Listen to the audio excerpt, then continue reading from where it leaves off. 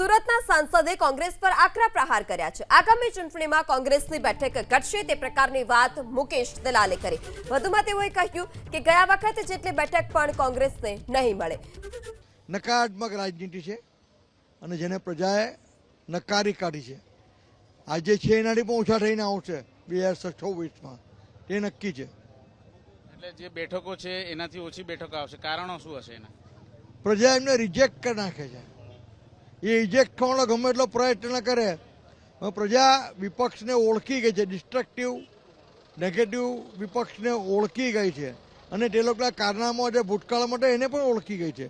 આજે એક સનાતન ધર્મવાળી સરકાર, એક સંવેદનશીલ સરકાર, એક વિકાસશીલ સરકાર, ગતિશીલ સરકાર આજે કેટલાય વર્ષોથી ભારતીય જનતા પાર્ટીની રાજ્યમાં શાસન કરી રહી છે અને આજે ગુજરાત રાજ્ય છેલ્લા 20-25 વર્ષમાં ક્યાંથી ક્યાં પહોંચી ગયું છે તે ગુજરાતની પ્રજાએ જોયું છે।